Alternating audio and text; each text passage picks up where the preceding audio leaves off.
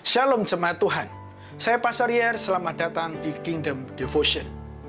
Sehari ini kita akan melanjutkan perenungan firman Tuhan kita bersama-sama daripada kitab Ester. Ketika kita membaca kitab Ester secara menyeluruh, ada dua tokoh utama yang dapat kita temukan dari kitab ini, yaitu Mordekai dan Ester. Mordekai adalah seseorang yang terus memberikan arahan dalam hidup Ester. Mordekai adalah seseorang yang terus memberikan nasihat, memberikan petunjuk, memberikan sebuah pendapat yang dapat membuat Ester menjadi lebih baik. Dan buktinya, Ester akhirnya menjadi seorang ratu. Semua adalah berkat bimbingan daripada Mordekai. Mordekai dan Ester memiliki sebuah hubungan, bukan saja sebagai sebuah keluarga, melainkan sebagai seorang mentor yang terus membawa Ester menjadi lebih baik. Mordekai adalah seseorang yang lebih dewasa, seseorang yang jauh memiliki pengalaman dalam kekristenan, dalam Tuhan di kehidupannya, sehingga dia mau membawa Ester kepada sebuah kemajuan dalam hidup Ester. Hubungan ini adalah hubungan secara kerohanian. Mordekai sebagai mentor rohani bagi Ester dan sangat membantu kehidupannya. Jika kita melihat dalam Alkitab, hubungan mentor secara kerohanian, mentor rohani juga ditunjukkan oleh tokoh-tokoh Alkitab lain. Dan tokoh-tokoh Alkitab yang memiliki mentor rohani, pada akhirnya mereka bisa mencapai titik terbaiknya. Dan mereka dipakai oleh Tuhan secara luar biasa. Musa dipakai oleh Tuhan secara luar biasa karena dimentori oleh Yitro. Yosua pada akhirnya juga dimentori oleh Musa sendiri, dan Yosua bisa menjadi alat Tuhan yang luar biasa bagi bangsa Israel. Kita juga tahu bagaimana Samuel dimentori oleh Imam Eli. Kita tahu juga bagaimana ke-12 murid dimentorin oleh Tuhan Yesus sendiri. Dan mereka semua yang memiliki mentor rohani, mereka menjadi orang-orang hebat pada zamannya. Sebelum saya masuk kepada ayat Alkitab yang ingin saya sampaikan, mari kita berdoa.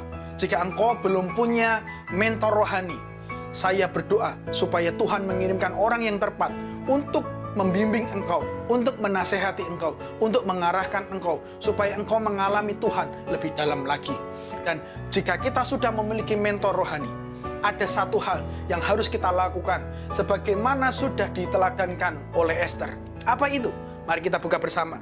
Di Ester pasal yang kedua ayat 20 dikatakan seperti ini. Adapun Ester tidak memberitahukan asal-usul dan kebangsaannya, seperti diperintahkan kepadanya oleh Mordekai, sebab Ester tetap berbuat menurut perkataan Mordekai seperti pada waktu ia masih dalam asuhannya. Dalam ayat ini diberitahukan bahwa Ester sudah menjadi ratu. Dan meskipun dia sudah menjadi ratu, sudah dipakai oleh Tuhan, Ester tetap mengikuti semua nasihat yang dikatakan oleh Mordekai. Jadi, teladan apa yang dapat kita ambil dari ayat ini? Walaupun Ester sudah naik kedudukannya, dia sudah sampai kepada titik terbaik dalam hidupnya, Ester tetap mendengarkan nasihat.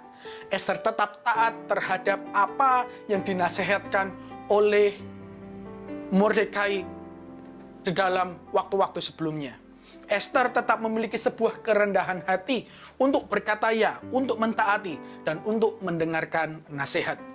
Jemaat Tuhan, jika kita mau setia terus dalam pertandingan iman kita, jika kita mau terus mencapai sebuah hubungan yang lebih dalam dengan Tuhan, mengalami semua apa yang Tuhan sudah persiapkan dalam hidup kita, satu hal yang harus kita miliki bersama, yaitu kerendahan hati untuk mendengarkan nasihat. Kita perlu mendengarkan nasihat dari mereka yang lebih dewasa daripada kita. Kita harus mendengarkan nasihat dari mereka yang Tuhan sudah kirimkan untuk kita, menasehatkan kita. Kita harus memiliki kerendahan hati untuk tetap berkata ya, meskipun mereka orang-orang yang berada jauh di bawah kita. Kita perlu sebuah kerendahan hati untuk mendengarkan nasihat. Karena Amsal ayat 19 ayat 20 berkata seperti ini, ada sebuah berkat bagi mereka yang mau mendengarkan nasihat. Jika engkau suka belajar mendengar nasihat, kelak engkau menjadi orang yang berhikmat.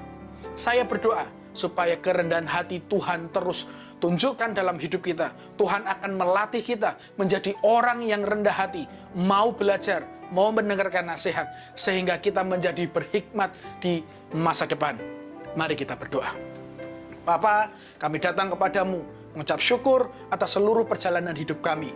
Hamba berdoa buat seluruh umat-Mu yang belum memiliki mentor rohani. Tuhan mengutus orang yang baik, orang terbaik dalam hidup mereka, supaya mereka bisa dibimbing, supaya mereka bisa dinasehati. Dan hamba berdoa buat kami semua yang sudah memiliki mentor, beri kami kerendahan hati, supaya kami mau mendengarkan nasihat, supaya kami lebih bijak Tuhan. Tolong kami semua Tuhan, kami mau terus menjadi setia dalam pertandingan iman kami, dan kami membutuhkan mentor-mentor rohani, dan kami juga membutuhkan kerendahan hati untuk taat, sehingga kami bisa setia pada akhirnya sampai Engkau memanggil kami semua, sampai Engkau datang untuk kedua kalinya. Terima kasih ya Tuhan, mampukan kami untuk mendengar nasihat mulai hari ini. Dalam nama Yesus, haleluya. Amin.